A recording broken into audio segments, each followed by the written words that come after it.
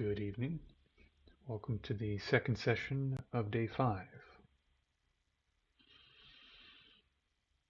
Today I'm going to cover a bit more practical advice and then cover a bit more of the scholarly material about training in calm abiding. In order to be successful at any kind of training activity, you need to gain the skill of being able to take a task that has a huge number of interlocking components and isolate one component, then another component, then another component, then another component, and so on until each of these components are strong and you can bring them together. This is one of the basic skills associated with any serious type of training. In the previous sessions, we covered a whole host of techniques, practical advice, and so on. In order to make the standing work, you need to make the sitting work. So make the sitting work. Then you can get the standing working. As the posture improves in standing, then it will spill over into your seated work naturally. As your seated work improves, it will feed back on your standing, and so on and so on. In the same way, as your worldview improves through study and your understanding of meditation improves, it will improve what you can do on the cushion because you'll have more stable intention, forceful intention, more stable motivation, types of motivation that have the right components to get you through to the end of the training process. So like this, you need to learn how to break up difficult tasks into smaller component pieces. If a training task has 4 or 5 or 6 components, then break those down, if you can't do them all, into smaller pieces. If you can't do the sitting, then break up the sitting into just the sitting component. If you can't do the spine, just work on the spine. If you can't get the head posture right, then spend some time working on just the head posture, and so on. This is how you can become successful in training, by isolating pieces, making them function properly, and then bringing them together with other pieces of training. How to develop flawless concentration. This is a pretty profound subject. We have talked at some length now about the 9 stages, sitting, taking your training off the cushion, all of these, what I see as both on the one hand very basic and on the other hand quite advanced kinds of information. Now we're going to step back and detail some of the theory of what it is you're doing, for example, in the 9 stages. In order to develop flawless concentration, by the time you sit down on the cushion, you should have already overcome, for example, laziness. You should already have powerful motivations which will take you all the way through the process to the end of the training process. In reality, that's not going to be how it is. This is why we spent some time talking about establishing habits. Just sort of getting a habit going without all of the proper motivational stuff in place will help to build up some experience. Some experience will help to create motivation. Some motivation will help to increase study habits and training habits, which will eventually create the worldview and hopefully carry you through to the end. So, with great respect for Venerable Vasubandhu's technique and division of topics, I think that for lay people, this kind of approach is good. I think this bottom-up kind of approach of getting your practice going, sitting, doing some work, then doing some study, then doing some work, doing some study, and building up your motivation with a combination of experience, very powerful. When you sit down, as we've already discussed, you have 2 main problems that you're dealing with. Yes, when you're going through the 9 stages of mental abiding, 9 stages of training in calm abiding, you're overcoming 2 main problems. One of them is excitement, and the other is laxity. We're going to discuss those at length today. Excitement, Göpa, in Tibetan. It has so many translations and transliterations, it's mind-boggling. It can be translated agitation, mental agitation, excitement, mental excitement, flightedness, mental flightedness, flightiness, forgetfulness, non-recollection, ebullience, and restlessness. So each of these has its merits, and we'll discuss why I think each has their merits. Excitement is a derivative, it's a secondary delusion associated with attachment. Attachment, or raga, duchak in Tibetan, I apologize for any Tibetan speakers for my atrocious Tibetan, is, as we've discussed, the tendency to over-exaggerate the positive qualities of something and to ignore the negative qualities of that thing. Yes? So maybe you have very, very serious health problems because of eating too much sugar, but you see a piece of chocolate cake in the window and it's almost glittering. It's almost glowing. You know, it's kind of vibrating and it's almost like it wants you to reach out and grab it, this sort of thing. So conceptually, we exaggerate, and perceptually, the way we see it also becomes exaggerated. This is attachment. Based upon that, we keenly seek to acquire something contaminated by misperception, for example, that pleasurable objects can cause us happiness, that, well, if I just eat this chocolate cake, I'm really going to be fulfilled, and then, you know, the terrible day I'm having will be fixed, and I'll be good to go, right? In reality, afterwards, you're not going to feel very well, your mind's going to be screwed up, your body's going to be more screwed up, so in no way is it taking you closer to the fulfillment that you want, actually.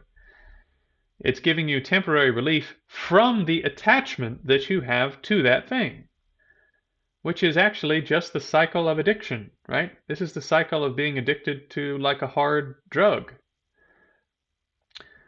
I digress. So excitement is a derivative of this. One of my key teachers, actually two of my key teachers, summarize attachment as a mind that is seeking perfect fulfillment, happiness, or 100% satisfaction through the objects of the six senses. So through seeing something or being intimate with something through vision, hearing something, getting more intimate with something through hearing, and touching something, getting more intimate with something through touching, or gaining elaborate conceptual sort of maps and ideas about things, right? None of these can ultimately fix what we're going through. Some of them can be helpful as temporary relief. Some of them can be used as tools. For example, the right kinds of maps can be used as tools to make progress, but they can't cause the satisfaction that we're seeking. As a matter of fact, nothing can cause a state of peace. A state of peace is the removal of stuff. It isn't the creation of stuff. So we need to create a condition where peace will occur due to removing the things that are in the way of peace. By the way, this is why peace, nirvana, mental transformation can be permanent, because it's about the removal of certain types of wrong perception and conception, and not about creating some kind of state. Excitement is when the mind jumps off the object to something it finds attractive, either conceptually or through the senses. Compelled by attachment, the mind loses its hold on the object of cognition and is drawn uncontrollably to another one, either virtuous or non-virtuous, right? Very straightforward. Now, as we discussed in the 9 stages very briefly, there are at least 2 flavors of excitement. One is gross excitement or coarse excitement. When we say gross, what we actually mean is gross, sort of more obvious excitement. More obvious excitement is you're holding your mind on the breath, and then you think about grocery shopping, and then you start thinking about the chocolate cake that they have at your favorite grocery store, and you're going, oh yeah, you know, the chocolate cake is really nice. Yeah, I need to buy that for them, right? And then you go, oh, I was supposed to be focusing on my breath. So, or you hear your favorite song as someone's driving by, and you're sitting there trying to meditate, and you go, "Oh, that's uh, that's Ludwig van, my favorite. Oh, wow, yeah, that was in a great movie. I like that movie too. What was that actor's name?" Oh, right? And so this is something that draws the mind off the object of focus. Gross excitement. However, subtle excitement is when Yangtze Rinpoche says distractions arise in the background without losing the object. Paboka Rinpoche says it's when a thought is just about to come forth. It's ready to arise, but it hasn't arisen yet. And this is a thought that's about to come forth about some object you're attracted to. So this isn't all objects. This is objects that you are exaggerating the positive qualities of. Yes? So with subtle excitement, I described it in the previous class that it's like water under the ice. The surface of the mind is basically a frozen block, right? But underneath, there's water running underneath. And with introspection or vigilance, you can observe and you go, ah, there's movement there. There's movement occurring. If I just sort of relax the mind a bit, that movement will arise as a thought. Right? If I relax my focus on the object a bit, that thought will just occur. So when you're dealing with the early stages of training, you're just dealing with gross excitement. The big problem, right, on those first 4 stages of training and calm abiding are overcoming gross or coarse or obvious excitement where the mind jumped off to another object. This is your big project. This is the project that will take you the longest. It's extremely difficult to do, to overcome this problem. So let's talk about the definitions of excitement, the aspects of the definition of excitement that can be derived from the translations of the term Göpa in Tibetan.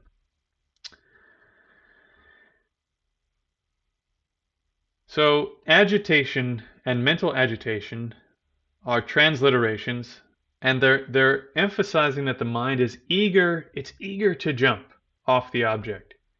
So it's sort of become bored with the object, it's become bored with holding the object or agitated with that, and it's jumping off to something else. Excitation, mental excitement, ebullience, they're all, again, transliterations.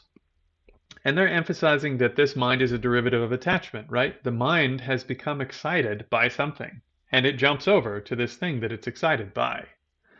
And it's energized by the prospect of being able to engage with this attractive object. Oh, that cake! Whoa! Right? Now, flightiness, and mental flightiness are also transliterations. And these are emphasizing that the mind is kind of flying off the object to something else, right? Very straightforward. Restlessness is an interesting one. I think this has more of a psychophysical kind of component, as you're trying to hold the object and the mind is just eager to jump, right? It's eager, it's sort of restless to go and do something else. And this can also be expressed physically, right? You're sitting there and you're looking at the pain in the body, for example, and the mind is going, oh, it'd be so nice if I could just adjust the body like this. It'd be so, oh yeah, that'd be so comfortable. Then oh yeah, that'd be nice, right? And so this fantasy starts about, well, if I move this way or that way. And this is then manifested as physical restlessness. You see people going like this and wiggling around on the cushion. Now, the most direct translations, right? Translations, different than transliteration, is forgetfulness or non-recollection. Now, it's important that you understand this point.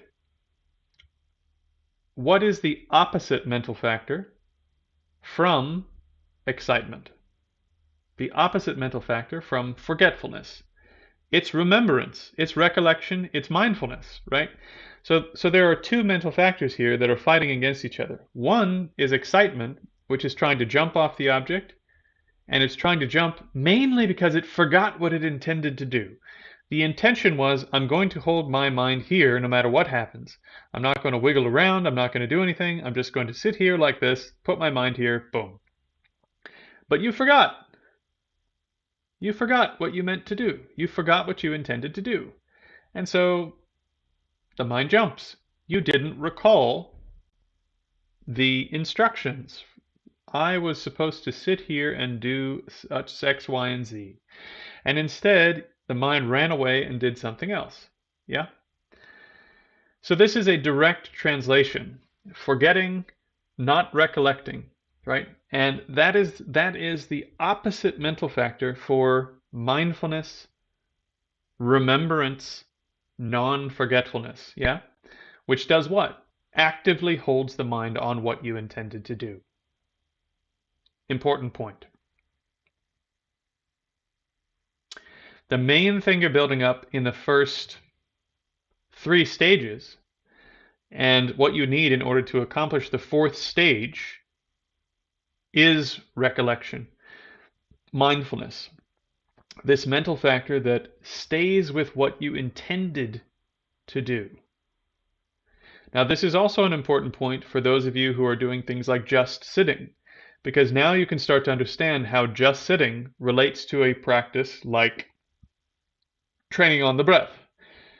Training on the breath, what did you intend to do? You intended to hold your mind on this little tiny patch of skin right here inside the nostril. With just sitting, you also had an intent, which was to open the sense gates and rest in a state of mere observation without allowing the mind to fixate or elaborate. Right? So in both cases, in order to accomplish either practice, you need non-forgetfulness. So this is how these two are related. You also need vigilance, alertness. In other words, you need a watchful mental factor that knows what's going on in the mind and can then detect, oh wow, I've forgotten what I'm doing, and then remember what you were supposed to do and continue doing it. So this is how these two practices are related in practical terms.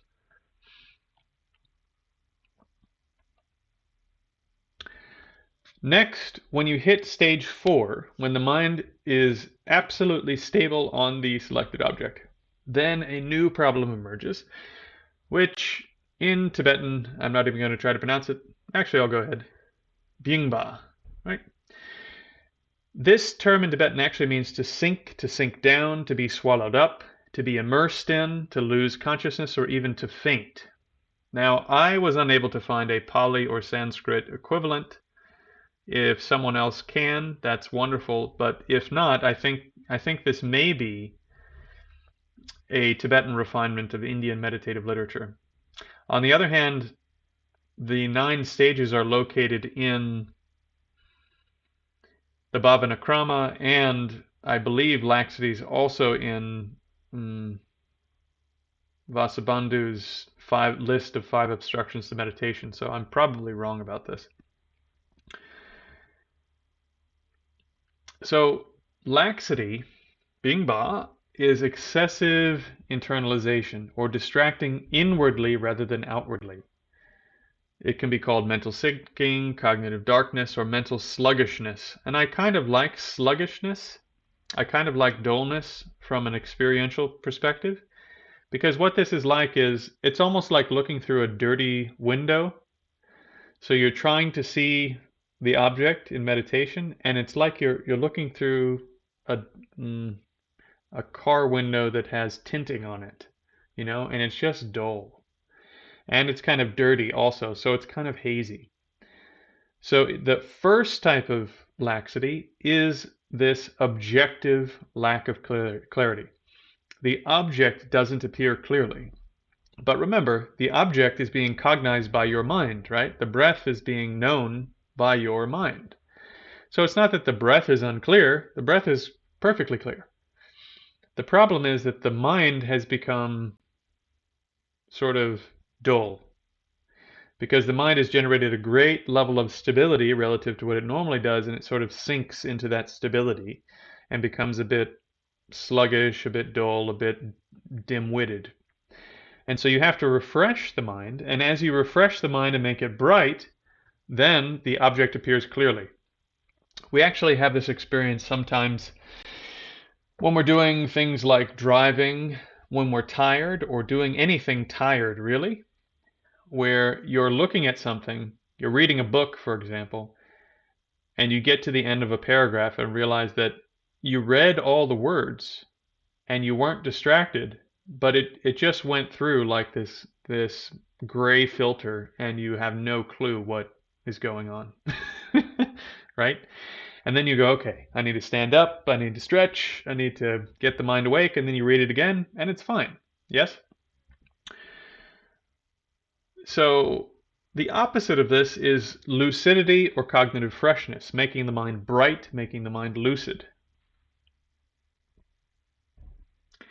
Importantly, laxity naturally arises when the untrained mind, or we could say sort of somewhat trained mind, gets some taste of concentration. So you have some stability, and then the mind goes, oh, this stability is nice. And it kind of sinks into that, oh, so quiet. And because of that, the mind gets a bit dull. So that dullness makes you lose a subjective sense of what the object is, right? What the sort of not the specific qualities, but it loses its distinctness. It's you know, you're not looking at it under a microscope anymore. You're looking at it through a foggy tinted window. I think that's the only way I can describe it. Now, at the much later stages, we also discussed somewhere between 6, 7, and 8 on the 9 stages. You start sort of encountering subtler and subtler versions, according to Jinlam Rinpa, of subtle laxity. Subtle laxity is actually not, the object appears perfectly clear, right? It is perfectly crystal clear. What's lacking is there's a sort of a mental quality of being like extraordinarily bright, which makes the object super vivid, hyper vivid. And from what my teachers have said, once you have the experience of that sort of hyper vivid, crystal clear, unobstructed cognition, you know what it's like when it's not there. So you just have to keep going, and when you get the mind very, very stable and very lucid, according to the earlier stages, then you just keep refreshing a bit here and there and until you get that to occur. Once you get to that to occur, then you try to extend it, just like all of these other capabilities.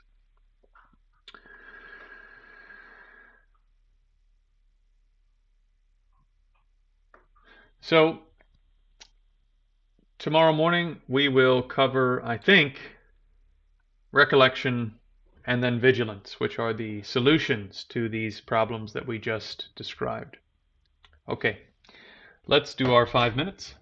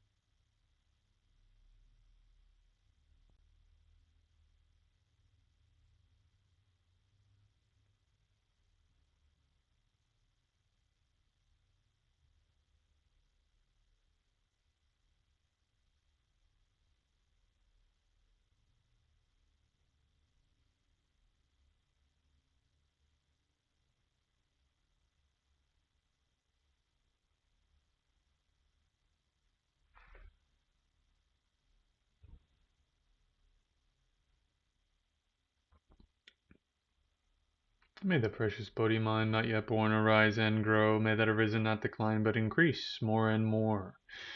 May the precious supreme view of emptiness not yet born arise and grow. May that arisen not decline but increase more and more.